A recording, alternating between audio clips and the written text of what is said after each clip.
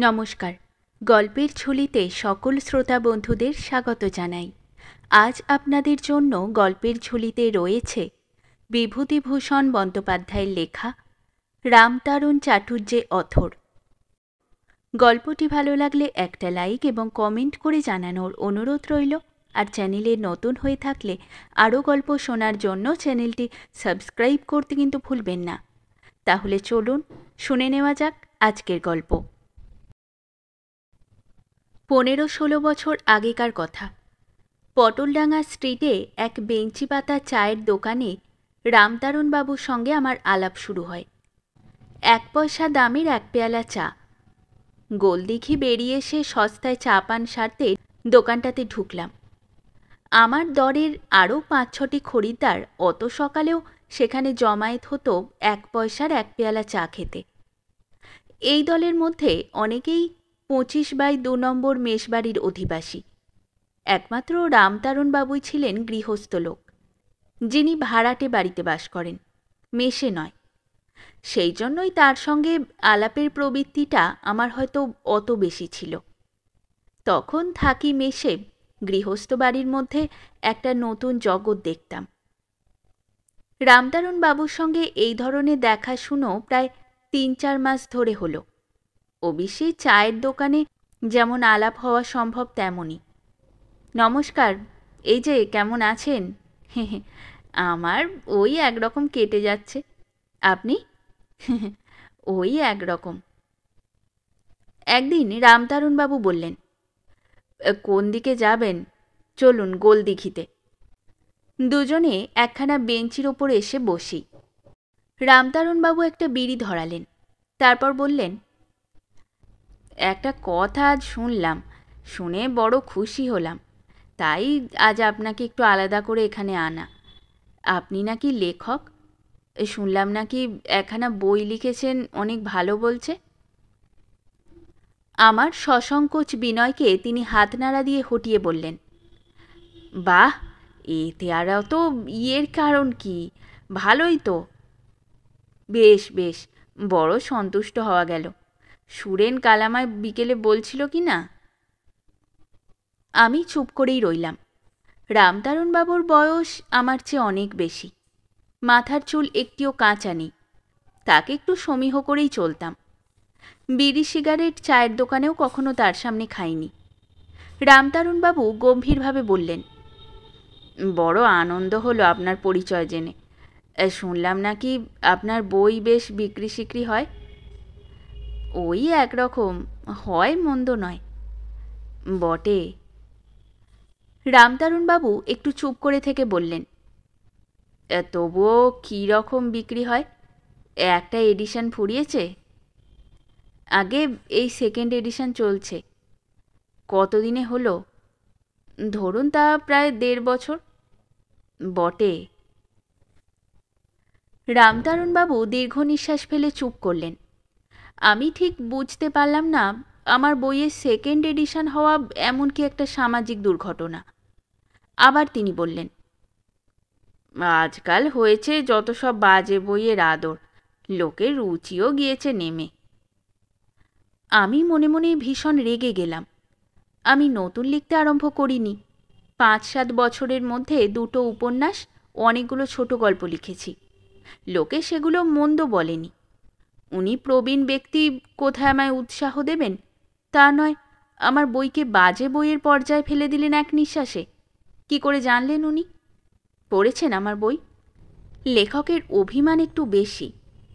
আমি বেঞ্চি থেকে উঠে বললাম, আচ্ছা চলি, কাজ আছে। না না, বসুন। এই দেখুন রেগে গেলেন। এই আপনাদের মতো ইয়ং লেখকদের বড় একটা শুনুন, আমি বলছি কি, আপনি বোধহয় জানেন না, আমিও একজন অথর। অথর কথাটা বেশ গাল ভরা করে সময় নিয়ে টেনে টেনে উচ্চারণ করলেন। আমার বিরক্তি কেটে গেল এক মুহূর্তে। বিস্ময়ের সঙ্গে প্রশ্ন করি, ও, আপনার কি কি বই? উপন্যাস না ধর্মগ্রন্থ? একটা সন্দেহ জেগেছিল মনে, বোধহয় ধর্মগ্রন্থই হবে। কিন্তু আমায় আরও বিস্মিত করে দিয়ে উনি বললেন, উপন্যাস। আমি বললাম, আপনার নাম তো রামতারণ, রামতারণ চাটুর্যে, নাম শোনা আছে? আমার বইয়ের নাম রঙের গোলাম, পরশমণি, সোনার বাংলা। ও, কোথাও নাম শুনেছি বলে মনে করতে পারলাম না, তবুও আপ্যায়ন ও হৃদ্যতার সুরে বললাম, বেশ বেশ, বড় খুশি হলাম। এতদিন ধরে চায়ের দোকানে মেলামেশা, কই এ কথা তো এতদিন শুনিনি, আজই প্রথম। রামতারণবাবু বললেন, আরে আমিও তো আজ প্রথম। সেই থেকে ওর সঙ্গে আলাপ ঘনিষ্ঠ হয়ে জমল। রোজ চায়ের দোকানে দেখা, প্রায়ই গোলদিঘির বেঞ্চিতে দুজনের নিভৃত আলাপ। একদিন রামতারণবাবু বললেন, চলুন আমার বাড়ি একদিন, কবে যাবেন বলুন। এর 2-3 দিন আগে থেকে রামতারণবাবু আমায় ধরেছেন, তার একখানা বই আছে, বছর কয়েক আগে লিখেছেন, সেখানার জন্য প্রকাশক জোগাড় করে দিতে হবে। বুঝলাম যে বইখানা আমায় দেখাবার উদ্দেশ্যেই উনি বাড়িতে নিয়ে যেতে চান আমাকে, সেজন্যই যেতে নারাজ ছিলাম। কি জানি কীরকম বই প্রকাশক জোগাড় করে দিতে পারবো কি না। বাড়ি গিয়ে মাখামাখি করলে একটা চক্ষু লজ্জার মধ্যে পড়তে হবে, সুতরাং আমি কাজের অজুহাত দেখিয়ে কেবলই দিন পিছিয়ে দিই। মাস 2 এভাবে কেটে গেল। একদিন সকালে মেসে বসে আছি, রামতারণবাবু এসে হাজির। কখনো আসেননি, একটু খাতির করা গেল ভালোভাবেই। প্রবীণ সাহিত্যিক তো বটেই একজন। আমায় বললেন, একটা বিশেষ কাজে এলাম ভায়া। বলুন। আপনাকে বলতে কোনো আপত্তি নেই, আমার একখানা বইয়ের 2nd এডিশন হবে। 1st এডিশনের বই একখানাও আর বাজারে নেই, খবর পেয়েছি। একটা প্রকাশক জোগাড় করে দিন, কিছু টাকার বড় দরকার হয়েছে। বইখানা কি? রঙের গোলাম, আমার বইয়ের মধ্যে সবচেয়ে ভালো বই। বেশ নাম আছে বইখানার, বাজারে যাচাই করে দেখলেই বুঝতে পারবেন। ও, দিতেই হবে ভায়া, একটু টানাটানি পড়েছে টাকা কড়ির, কিছু আসা দরকার, যেখান থেকেই হোক, বুঝলেন। রামতারণবাবুর বাড়ি একদিন যেতেই হলো। একতলা 2-3টি ঘর, বাইরের ঘর নেই, তার বদলে ঢোকবার পথের অতি সংকীর্ণ স্থানটুকুতে একখানি বেঞ্চি পাতা, তাতেই বসলাম। রামতারণ একটা বাটিতে চিড়ে ভাজা নিয়ে এলেন, একটি ছোট ছেলে চা দিয়ে গেল। আতিথেয়তার কোনো ত্রুটি হলো না। অত্যন্ত অনুরোধে পড়ে এসেছি, রামতারণবাবুর কোনো উপকার করতে পারব কি? যদি পারি তো খুব আনন্দিত হব। সুতরাং কথাটা পেরে বললাম, তাহলে এবার, হ্যাঁ এবার নিয়ে আসি। একটু পরে খান্দুই মোটা পুরনো বাঁধানো খাতা এবং এক বোঝা কাগজ নিয়ে রামতারণবাবু আবার এসে বসলেন আমার কাছে। একখানা খাতা খুলে আমায় দেখাতে লাগলেন। বিভিন্ন সংবাদপত্রে ও সাময়িক পত্রিকায় তার বই সম্বন্ধে যেসব সমালোচনা বার হয়েছিল, সেগুলোর কাটিং আঠা দিয়ে মারা। কাটিংগুলো হলদে বিবর্ণ হয়ে গিয়েছে, বহুকাল আগের জিনিস। সেসব সাময়িক পত্রিকার মধ্যে একখানারও নাম আমি শুনিনি।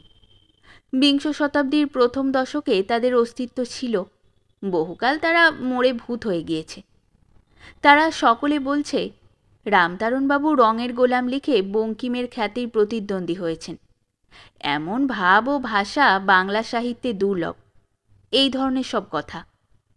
রামতারণবাবু সলজ্জ বিনয়ের সঙ্গে লাইনগুলো আমায় আঙুল দিয়ে দেখিয়ে দিতে লাগলেন। একখানা পত্রিকাতে লিখছে, রামতারণ চট্টোপাধ্যায় বর্তমানে বাংলা সাহিত্যের শ্রেষ্ঠ ঔপন্যাসিক। বাঙালি সমাজের নিখুঁত ছবি তাহার নিপুণ লেখনীর সাহায্যে এই উপন্যাসখানিতে ফুটাইয়া তুলিয়াছেন। এই ধরনের আরও অনেক কিছু। সকলের অপেক্ষা আশ্চর্যের বিষয়, হংকং থেকে মুদ্রিত এক ইংরেজি খ্রিস্টানি কাগজে তার বইখানার নাম প্রশংসার সঙ্গে উল্লেখ করা হয়েছে। আমি সত্যি অবাক হয়ে গেলাম। রামতারণবাবু নিতান্ত যা তা লোক নন দেখছি। আমি নিজে লিখি বটে, কিন্তু কই, স্বদেশ ছাড়া বিদেশের কোনো কাগজে আজ পর্যন্ত আমার সম্বন্ধে একটা লাইনও বেরোয়নি। যত বড় তারা বলেছে রামতারণবাবুকে, অত বড়ও আমাকে আজও কেউ বলেনি। কিন্তু এসব অতীত যুগের কাহিনী, আমি তখন নিতান্ত বালক। যখন রামতারণবাবু বঙ্কিমের কলম কেড়ে নিই করছিলেন, যদিও উক্ত ব্যক্তি সে দুর্ঘটনা ঘটার পূর্বেই ইহলোক ত্যাগ করেছিলেন, কত যত্নে রামতারণবাবু খাতাখানা রেখে দিয়েছেন আজও। কতকাল আগের সেসব কাগজ, যাদের নামও আজকাল কেউ জানে না। বিবর্ণ হলদে হয়ে গিয়েছে কাটিংগুলো। কত যত্নে কাটিংগুলোর ওপরে নিজের হাতে তারিখ লিখেছিলেন সেখানে। 19 জানুয়ারি 1902, 2রা মে 1905, 17ই ডিসেম্বর 1904। 1934 সালে বসে সেসব তারিখকে যেন বহু যুগ পূর্বের কথা বলে মনে হচ্ছিল আমার। আমি তখন ছেলে মানুষ, হয়তো তুঁততলায় রাখাল মাস্টারের পাঠশালায় পড়ি। কতকাল কেটে গিয়েছে, তারপর কত ঘটনা ঘটে গেল আমার জীবনে। তবে এসেছে 1934 সাল আজ, আর উনি সেই সব দিনের নামজাদা লেখক। তবে এমন হলো কেন? এত যিনি নামজাদা লেখক এক সময়ের, আজ তিনি একখানা বই প্রকাশ করবার জন্য আমার মতো লোকের শরণাপন্ন হয়েছেন কেন? 30 বছরের মধ্যে এমন গুরুতর পরিবর্তন কিভাবে সম্ভব হলো কি জানি। রামতারণবাবু হাসি মুখে বললেন, দেখলেন সব? আগে হ্যাঁ। হংকং টাইমসটার কাটিং দেখলেন? আগে দেখলাম। আপনার দেখছি আন্তর্জাতিক খ্যাতি ছিল এক সময়। তা তা রামতারণবাবু সলজ্জ হাস্যে চুপ করলেন। আমি বললাম, কতদিন না আপনি লেখেননি? লিখব না কেন, লিখি, তবে মধ্যে দিন কতক বন্ধ করেছিলাম। কেন? ইংরেজি কাগজের মোহে পড়েছিলাম। সে কি রকম? একটা আমেরিকান পেপারে ভারতবর্ষের কথা লিখতাম, তারা বেশ টাকা দিত। তাতেই বাংলা লেখা ছাড়লেন। পয়সা পাচ্ছি ভালো, আর বাংলা লিখে কি হবে এই ভাবলাম। তারপর দেখলাম বাংলা না লিখলে মনের খুঁতখুঁতুনি যাচ্ছে না।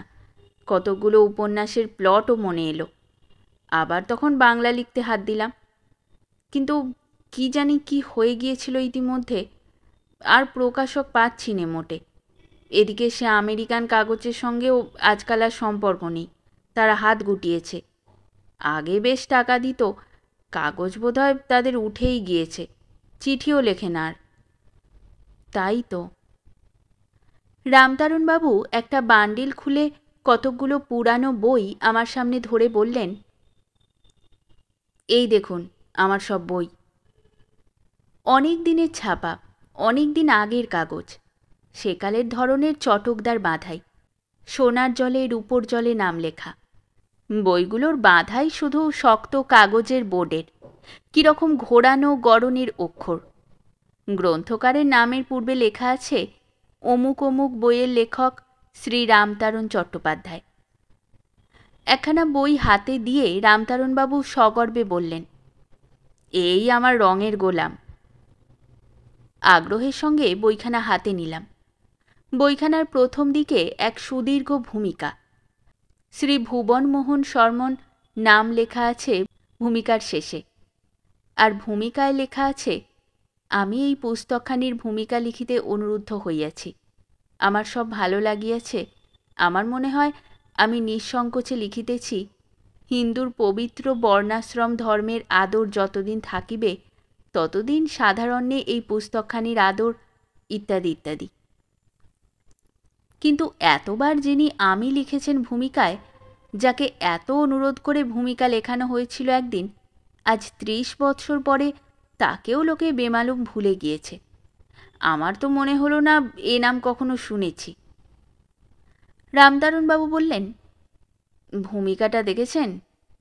আগে হ্যাঁ, ভুবন বাড়ুজ্যের লেখা। কথাটা বলেই রামতারণবাবু আমার মুখের দিকে চাইলেন, বোধহয় লক্ষ্য করবার জন্য এ নাম শুনে আমার মুখের ভাব কেমনতর হয়। কিন্তু আমার মুখের ভাবের উল্লেখযোগ্য কোনো পরিবর্তন হয়নি বলেই আমার ধারণা। তবুও গলায় যতদূর সম্ভব সম্ভ্রমে সুর এনে বললাম, তাই দেখছি। রামতারণবাবু বললেন, আরও আছে বইয়ের পিছনে, উল্টে দেখুন, অনেক লোকের মতামত ছাপানো আছে। আমি উল্টে দেখি সত্যি অনেকে ভালো বলেছে বইখানাকে।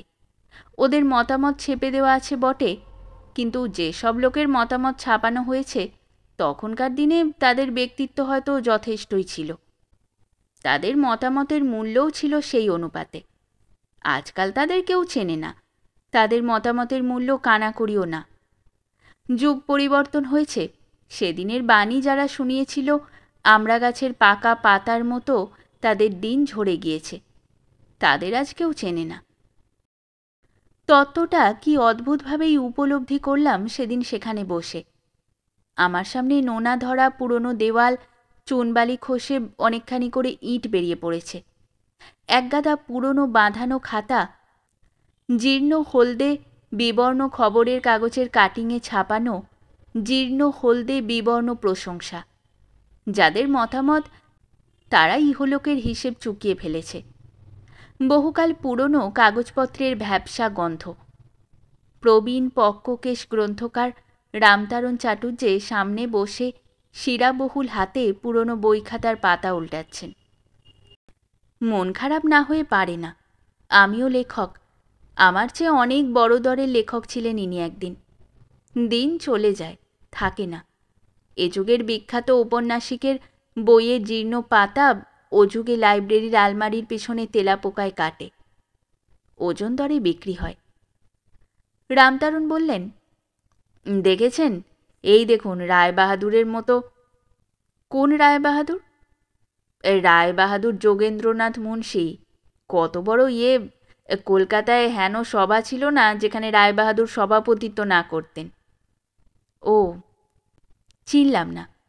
যেমন চিনিনি বইয়ের ভূমিকা লেখা ভুবনমোহন বাড়ুজ্যেকে। রামতারণবাবু এইবার রঙের গোলাম সম্বন্ধে বলতে আরম্ভ করলেন। কে পড়ে কবে কি বলেছিল, কোন সভায় তার সম্বন্ধে কি বলা হয়। রঙের গোলাম সম্পূর্ণ নতুন ধরনের জিনিস বাংলা সাহিত্যে। ও ধরনের প্লট নিয়ে কেউ কখনো লেখেনি। আমাকে বললেন, নিশ্চয়ই আপনি পড়েছেন, পড়েননি? পড়িনি এ কথা বলতে কষ্ট হলো ওর সাগ্রহ প্রশ্ন ভরা দৃষ্টির সামনে। বললাম, নিশ্চয়ই। এরপরেই তিনি তার উপন্যাসের পাণ্ডুলিপি দেখালেন। অনেক দিনের পাণ্ডুলিপি বলেই মনে হলো।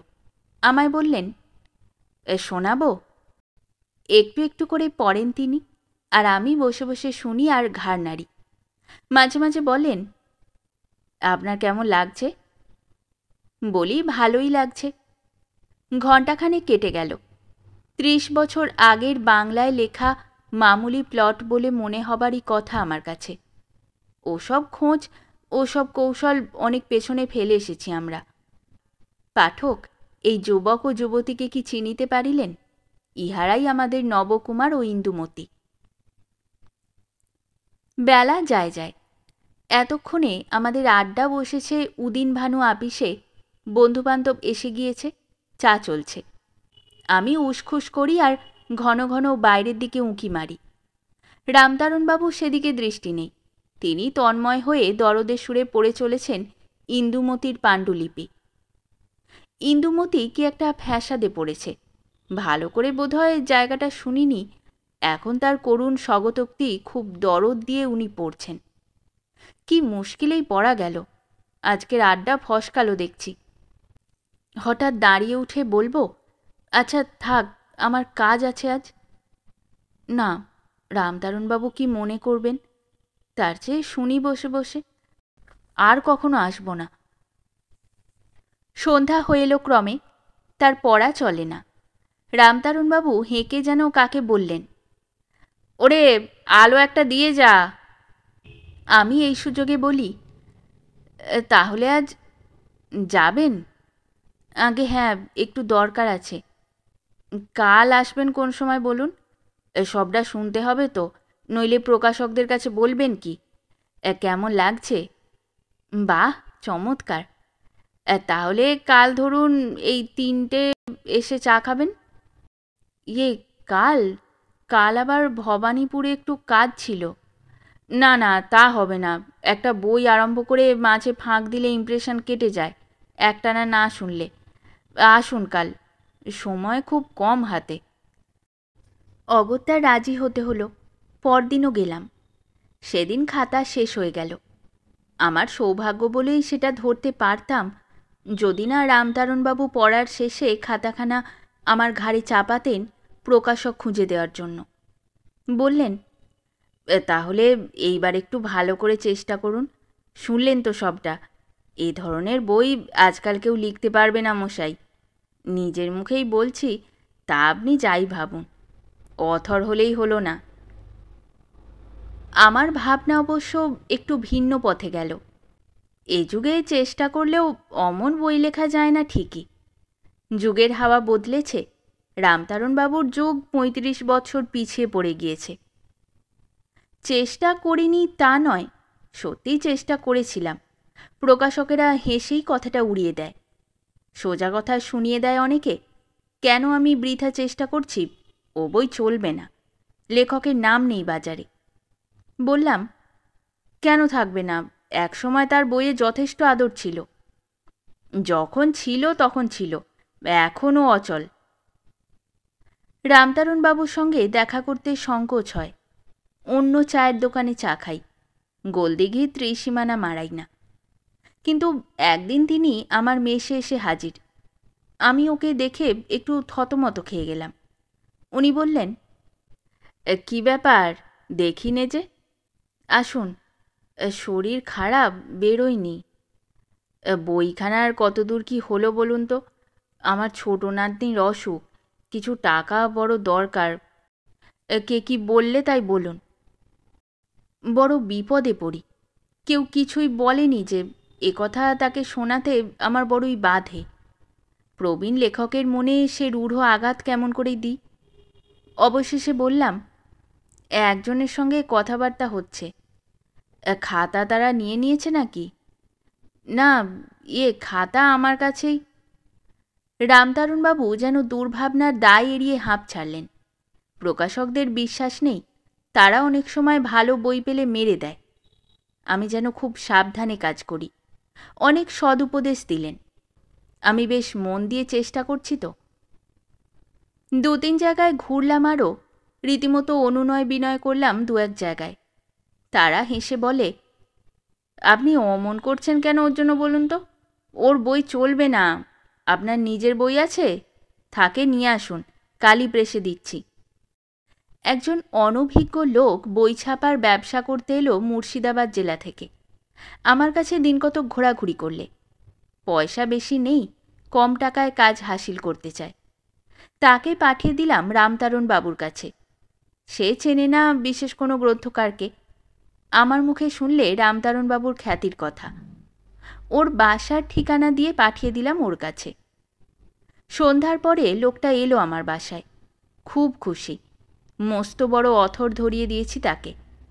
আমার কাছে সে কৃতজ্ঞ থাকবে চিরকাল নাকি। অত বড় একজন লোক। বঙ্কিমচন্দ্রের মতো খ্যাতি ছিল এককালে। ইংরেজি কাগজে পর্যন্ত নাম বেরিয়েছে, তাও এখানকার কাগজে নয়, চীন দেশের। বুঝলাম রামতারণবাবু তার পুরনো খাতাপত্র সব বের করেছিলেন এর সামনে। দিন ৫-৬ কেটে গেল। দুজনের কারোর সঙ্গে দেখা হয় না। মনে মনে আশা হলো রামতারণবাবুর নৌকা ডাঙায় ভিড়েছে এতদিনে। পরদিন আমি রামতারণবাবুর বাড়ি গেলাম। রামতারণবাবু স্নান করে উঠছেন সবে। ভিজে গামছা পরেই আমার সঙ্গে দেখা করতে এলেন। হাতে একডালা বড় কাপড় কাচা সাবান। বললেন, কে? ও আপনি? আমি বলি বুঝি সেই ভদ্রলোক। কে? ওই যাকে আপনি পাঠিয়েছিলেন, বেশ লোক। কি ঠিক হলো? বসুন, আমি কাপড় ছেড়ে এসে সব বলছি। চা দিতে বলি? না, এত বেলায়। আসুন আপনি।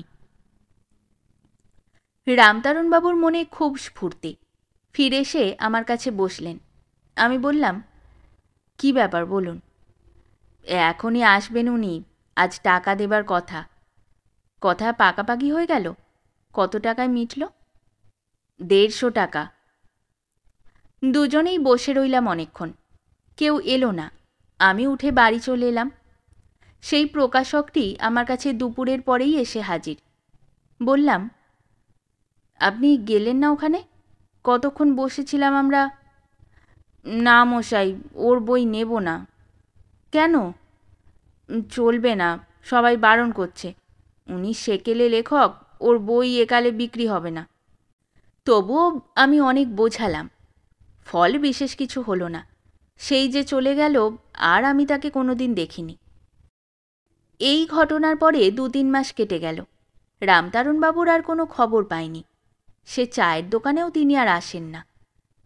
3 মাস পরে একদিন তার বাড়ি গেলাম। ওর নাতি আমায় বললে, আসুন, দাদুর বড় অসুখ, উনি আপনার কথা প্রায়ই বলেন, চলুন ও ঘরে। সে ঘরে গিয়ে দেখি রামতারণবাবু মলিন শয্যায় শুয়ে চোখ বুজে রয়েছেন। রোগীর মতো চেহারা নয়, কিন্তু বেশ সৌম্য মূর্তি। পাশে একখানা খবরের কাগজ, বোধহয় কিছু আগে পড়ছিলেন। বিছানার পাশে একখানা বেঞ্চিতে ময়লা কাপড়ের ঘেরাটোপে পুরনো কয়েকটি বাক্স তোরঙ্গ। দেওয়ালে ক্যালেন্ডার থেকে কাটা ছবি টাঙানো। কাঠের বাঁধাই সেকেলে আয়না একখানা। বিছানার পাশে একটা টুলে রামতারণবাবু আমায় বসবার নির্দেশ করলেন। বললাম, কেমন আছেন এখন? ওই অমনি, বুড়ো বয়সে জ্বর, শরীরটা দুর্বল হয়ে পড়েছে। দেখে সত্যি কষ্ট হলো। দারিদ্র্যের কালিমাখা হাতের ছাপ ঘরের আসবাবপত্রে, মলিন বিছানায়, ছারপোকার ছোপ ধরা তক্তপোষে। 30-35 বছর পূর্বের একজন নামকরা লেখকের এই পরিণতি দেখে নিজের ভবিষ্যৎ সম্বন্ধে খুব পুলকিত হয়ে উঠলুম না, বলাই বাহুল্য। এ কথা ও কথার পর রামতারণবাবু বললেন, এক জুয়াচোরকে পাঠিয়েছিলেন মশাই, এই বলে গেল টাকা নিয়ে আসছি, তারপর আর এলোই না। ও আমাকে ভেবেছে কি, আমার এখানে সেন লাইব্রেরির দোল গোবিন্দ সেন একদিন 300 টাকা নিয়ে খোশামত করেছে একখানা ছোট উপন্যাসের জন্য।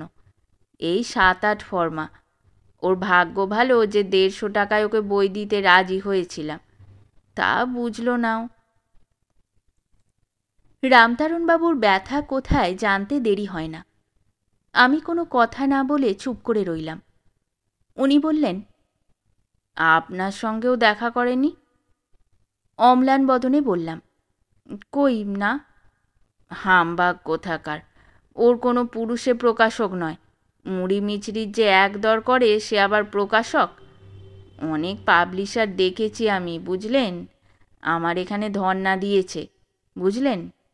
নিশ্চয়ই, তা হবে না, কত বড় নাম আপনার। রামতারণবাবু আত্মপ্রসাদের প্রসন্ন হাসি হাসলেন। বললেন, সে আপনারা বুঝবেন মশাই, কারণ আপনারা লেখেন নিজেরা। ভালো হোক মন্দ হোক লেখেন তো। আমার রঙের গোলাম বইখানা পড়েছেন, দেখেছেন তো। ওর নাম চিরকাল থেকে যাবে। কি বলেন আপনি? তার বলতে, সেদিন এক বড়লোকের বাড়ি গিয়েছি, সেখানে আপনার রঙের গোলামের কথা উঠল। রামতারণবাবু আগ্রহের মাথায় বিছানা ছেড়ে সোজা হয়ে বসে বললেন ব্যগ্রভাবে, কোথায় কোথায়? ওই বালিগঞ্জে। তারপর? তারপর? তারপর ওরা বললে বইয়ের মতো বই একখানা, খুব ভালো বলছিল সবাই। বলতেই হবে যে মশাই, বলতেই হবে। এমন কৌশল করে রেখেছি ওর মধ্যে যে সব ব্যাটাকে ভালো বলতে হবে, কেঁদে ভাসিয়ে দিতে হবে শেষের দিকে, কেমন না? ভগবান যেন আমায় ক্ষমা করেন। রামতারণবাবুকে দেখে মনে হচ্ছিল তার রোগ অর্ধেক সেরে গিয়েছে। নিজের বইয়ের প্রশংসা শোনা অনেক দিন বোধহয় তার ভাগ্যে ঘটেনি। সেদিন একটু পরেই চলে এলাম। এই দিনটি থেকে কি জানি কি হলো, যখনই রামতারণবাবুর কাছে গিয়েছি তখনই মাঝে মাঝে তিনি জানতে চাইতেন তার রঙের গোলাম সম্বন্ধে আর কোথাও কিছু শুনলাম কি না। কি আগ্রহেই জিজ্ঞেস করতেন কথাটা। আমায় সংবাদ দিতেই হতো। কখনো তার বইয়ের প্রশংসা শুনে এলাম বালিগঞ্জের কোনো ক্লাবে, কোনোদিন ট্রেনে, কোনোদিন তরুণ সাহিত্যিকদের আড্ডায়, কোনোদিন বা আমার কোনো বান্ধবীর মুখে।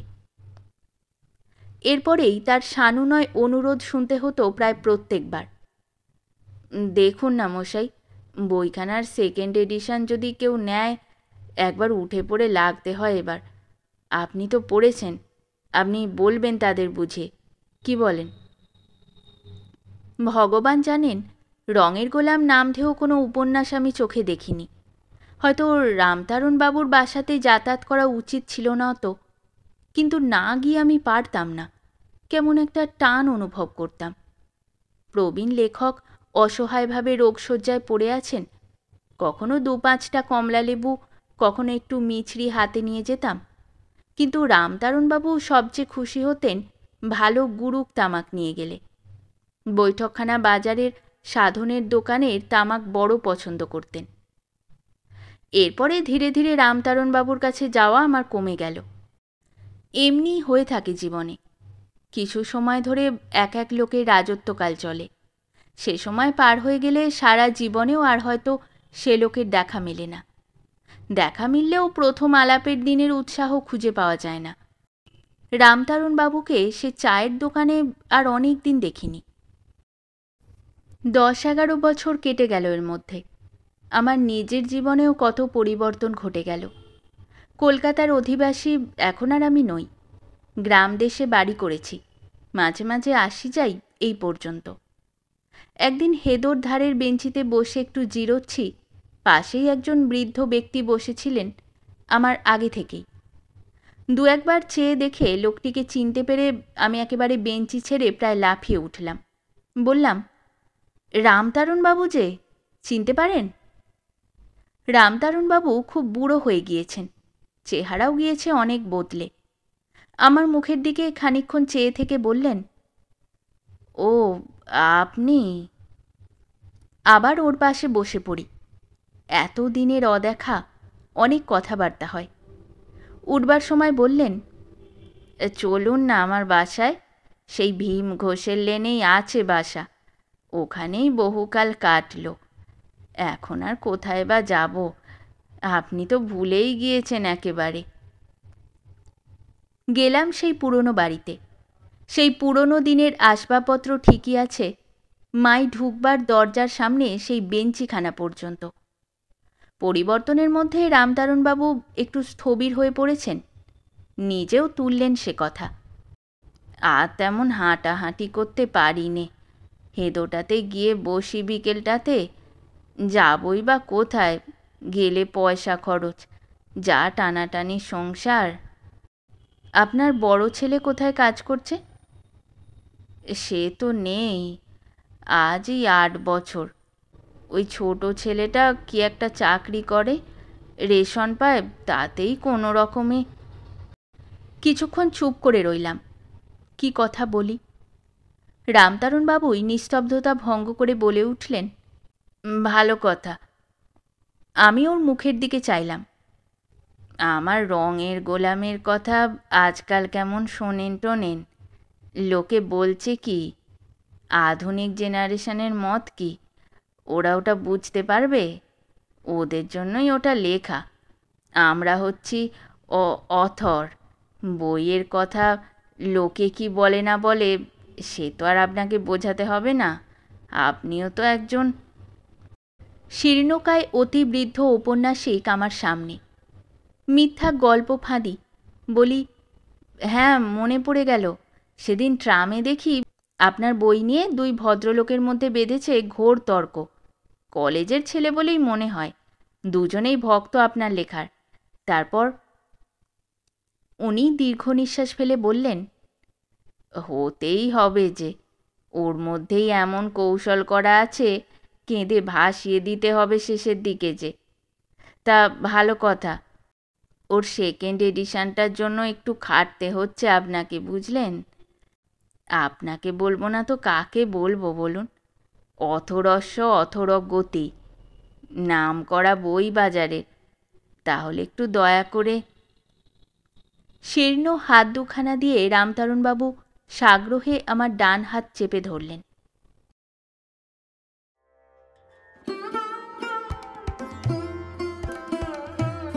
শেষ হলো আমাদের আজকের গল্প। গল্প পাঠে এবং বিভিন্ন চরিত্রে আমি তৃষিতা।